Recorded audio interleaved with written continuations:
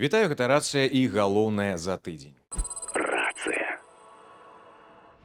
Апошнія сігналы знутры беларускай улады сведчаць пра глыбокі сістэмны крызіс, які ўжо немагчыма кампенсаваць звыклымі метадамі ручнога кіравання. Эканоміка доўгі час арыентаваная на экспарт прамысловай прадукцыі і залежная ад знешніх рынкаў, сутыкнулася адразу з некалькімі структурнымі абмежаваннямі геапалітычнымі, лагістычнымі і фінансавымі. На працягу 21-23 гадоў Беларусь спрабавала пераарыентаваць экспартныя патокі пасля страты доступу да еўрапейскіх рынкаў. Асноўны упор быў зроблены на Расею і краіны Азіі. Паводле адкрытых дадзеных доля Расеі ў беларускім экспарце дасягнула больш за 60%, што фактычна зрабіла беларускую эканоміку монарынкавай. Аднак ужо ў 24-25 годах сталі відавочныя новыя праблемы. Расійскі рынок пачаў насычацца ўласнай прадукцыяй. Знізіўся попыт на беларускую тэхніку, МАЗ, БелАЗ, МТЗ, узніклі лагістычныя цяжкасці з пастаўкамі ў краіны Азіі праз абмежаванне марскіх маршрутаў. Асабліва паказальны прыклад хімічная галіна.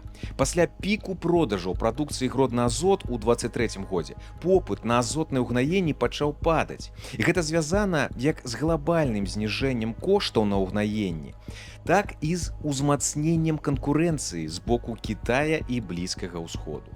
Беларусь – кантынентальная краіна, і яе экспарт крытычна залежыць ад транзіту. Да 22 года асноўныя патокі ішлі праз парты Літвы і Латвіі. Сёння ж балтыйскі кірунак амаль поўнасцю закрыты. Альтэрнатыўны маршрут праз расійскія парты значна даражэйшы і менш эфектыўны. Нестабільнасць у Чорным моры абмяжоўвае магчымасці далёкага экспарту. У выніку транспартныя выдаткі выраслі ў некаторых выпадках на 30-50%, што робіць шэраг беларускіх тавараў неканкурэнтна здольнымі. Другая крытычная праблема – неплацяжы і адтэрміноўкі. Паводле інфармацыі з розных крыніц, аплата па шэрагу кантрактаў з Расеяй, асабліва ў сферы абароннай прамысловасці, можа даходзіць да 180 дзён. Гэта стварае касавыя разрывы. Прадпрыемства не атрымліваюць жывых грошай своечасова. Расце запазычанасць, павялічваецца залежнасць ад дзяржаўных датацый і крэдытаў. На фоне падзення попыту на цяжкае машынабудаванне, грузавікі, камбайны, спецтэхніка гэта фактычна вядзе да паступовага згортвання цэлых галін. Традыцыйныя крэпасці беларускай эканомікі, гэта калійныя, угнаенне і драўніна, застаюцца важнымі крыніцамі валюты, але нават тут ёсць абмежаванні. Сусветныя цэны на калій нестабільныя. Пастаўкі ў Кітай не могуць кампенсаваць страты еўрапейскага рынку. Лагістыка застаецца дарагой. У гэтых умовах улада робіць стаўку на сельскую гаспадарку. І Беларусь сёння уваходзіць у лік буйных экспарцёраў малочнай прадукцыі мяса ў Расею. Доля АПК у ВУП краіны складае каля 6-7%, але яго роля ў экспарце значна большая. Аднак пераход да аграрнай мадэлі мае свае рызыкі. Гэта нізкая маржынальнасць у параўнанні з прамысловасцю, высокая залежнасць ад дзяржаўнай падтрымкі, абмежаваны патэнцыял росту. Асобна варта адзначыць ролю вайны ва ўкраіне. Для беларускай эканомікі яна стала не толькі геапалітычным выклікам, але і крыніцай даходаў. Рост паставак нафтапрадуктаў у Расею, экспарт электраэнергіі, загрузка асобных прадпрыемстваў абароннага сектара. Паводле ацэнак, нафтавы сектар фарміруе да трэці бюджэтных даходаў, але гэтая мадэль залежыць ад знешніх фактараў, якія Менск не кантралюе. Сёння Беларусь апынулася ў сітуацыі, калі экспартныя рынкі звужаюцца, канкурэнтаздольнасць падае, фінансавыя патокі нестабільныя, структура эканомікі патрабуе глыбокай трансфармацыі. Фактычна гаворка ідзе пра паступовы пераход ад індустрыяльнай мадэлі да больш простай, сыравінна-аграрнай. І гэта не імгненны працэс, але тэндэнцыя ўжо відавочная. Эканамічны ціск амаль заўсёды вядзе да палітычных зменаў, альбо ў выглядзе лібералізацыі, альбо наадварот, узмацнення кантролю. У беларускім выпадку пакуль назіраецца другі сцэнар – узмацнення вертыкалі ўлады, кадравыя перастаноўкі на карысць больш лаяльных і маладых кіраўнікоў, ідэалагічнае збліжэнне з аўтарытарнымі мадэлямі Китая і КНДР. Гэта лагічная рэакцыя сістэмы, якая імкнецца захаваць стабільнасць у умовах знешняга і ўнутранага ціску.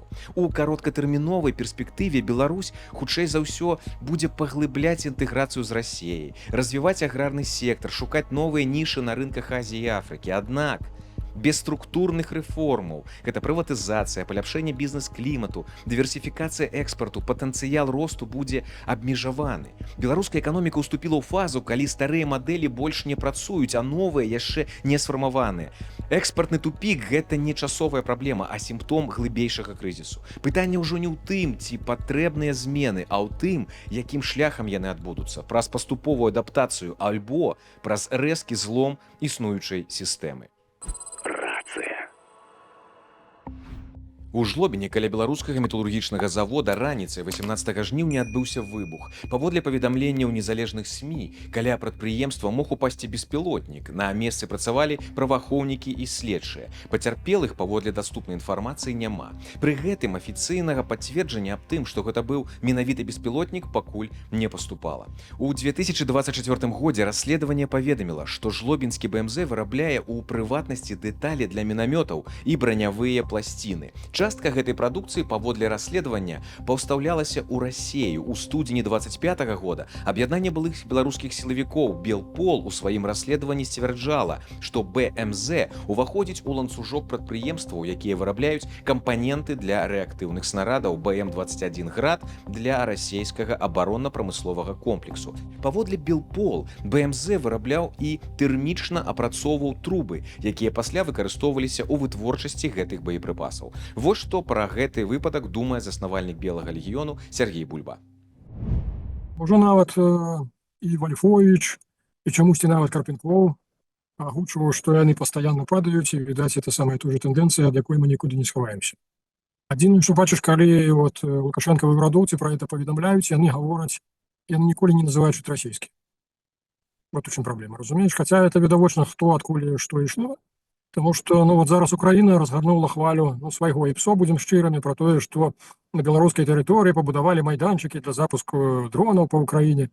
Насамрэч, з таго, што як бы так даставерна, то, што са спадарожніка было відаць, русакі сапраўды збудавалі такія майданчыкі на Браншчыне, на Смаленшчыне, на Арлоўшчыне, то бок побач з Беларусю, гэтай вобласці, так, яны там набудавалі. А на нашай тэрыторыі я не ўпэўнены, што это так. Таму, это такая рэчаіснасць, нам трэба звыкацца. І нам трэба звыкацца да таго, што, глядзіце, русакі эксперыментуюць. Вы ж бачыце, што калісьці шахет это быў, сапраўды, як мапед з такім рухавічком бензінавым. На сённяшні дзень это ўжо рэактыўныя, то бок яны ўдасканаліваюць. Мы разумеем, што ў працэсе эвалюцыі бываюць не зусім удалыя эксперыменты. Яны будуць падаць на нашу галаву, уласна кажучы. Таму, прымайце рэчаіснасць, да. Асабліва пад зіму, я так разумею, будзе нарастаць узаема, скажем так, засыпання дронамі паміж Украінай і Расіяй, і я не здзіўлены, што калі частка будзе валіцца і на нашай тэрыторыі. Міністэрства эканомікі Беларусі прапануе беларускім прадпрыемствам пашырыць супрацоўніцтва з расійскім ваенна-прамысловым комплексам. Пра гэта паведамляе Белпол, у распараджэнні якога апынуўся адпаведны ліст, разасланы больш як сотні беларускіх арганізацый. У дакуменце гаворка ідзе сярод іншага пра вытворчасць ракет для ЗРК, зборку і выпрабаванні комплексаў Бук-М3 і Тор-М2, а таксама ўдзел у праграмах ваенных самалётаў і караблёў. Расія развівае сетку баз для запуску новых дальнабойных беспілотнікаў, радыус дзеяння якіх тэарэтычна дазваляе атакаваць Варшаву. Аб гэтым піша брытанская газета Daily Telegraph. Журналісты выдання вывучылі дакументы і спадарожнікавыя здымкі, якія трапілі ў адкрыты доступ. Яны знайшлі як мінімум 10 расійскіх баз паблізу межаў з Беларусю і Украінай. На іх размешчаны 59 пускавых установак для беспілотнікаў. Міністр замежных спраў Польшчы Радослаў Сікорскі выступіў за стварэнне пастаяннага еўрапейскага легіёна, асобнай ваеннай структуры, якая павінна ўзмацніць бяспеку Еўропы і дапоўніць магчымасці НАТО. Пра гэта ён заявіў у сваім інтэрв'ю. Паводле Сікорскага, пасля заканчэння вайны ў склад такога фармавання маглі б увайсці дасведчаныя ўкраінскія вайскоўцы і ветэраны, якія маюць баявы досвед. Ён падкрэсліў, што еўрапейскі легіён не павінен стаць альтэрнатывай НАТО, наадварот. Гаворка ідзе пра ўзмацненне еўрапейскай складавай паўночна-атлантычнага альянсу. Сікорскі таксама заявіў, што Еўропа павінна браць на сябе большую адказнасць за ўласную бяспеку і быць гатовай самастойна дзейнічаць у выпадку пагрозаў. Дональд Трамп раней заявіў, што ЗША могуць абвясціць Армузскі праліў сваёй тэрыторыяй, а на гэтым тыдні апублікаваў карту, на якой праліў пазначаны як новая тэрыторыя ЗША. Іранскія ўлады назвалі гэтыя заявы бессэнсоўнасцю і заявілі, што Армузскі праліў быў, ёсць і застанецца іранскім. У Тэхеране падкрэслілі, праліў будзе адкрывацца і закрывацца толькі паводле рашэння Ірана. Масква не пагаджаецца на спыненне баявых дзеянняў па цяперашняй лініі фронту. Міністр замежных спраў Расіі Лаўроў заявіў, што замарожванне вайны для Крамля непрымальнае. Перамову паміж Украінай і Расіяй больш няма. Адначасова рост сусветных цэнаў на нафту на фоне вайны вакол Ірана даў Расіі дадатковыя даходы. І паводле ацэнкі еўрапейскай выведкі, гэта можа дазволіць Маскве працягваць вайну ва ўкраіне як мінімум да вясны наступнага года. З новага навучальнага года ў беларускіх школах абновяць праграму дапрызыўнай і медыцынскай падрыхтоўкі для дзесяцікласнікаў. Хлопцы будуць праходзіць 10-гадзінны курс па вывучэнню і кіраванню беспілотнікамі, а для дзяўчат пашыраць медыцынскую падрыхтоўку. У яе ўвядуць элементы тактычнай медыцыны. У міністэрстве адукацыі кажуць, што акцэнт робіцца на практычных навыках. Ну а гэта была рацыя, стаўце падабайкі, падпісвайцеся на канал і беражыце сябе.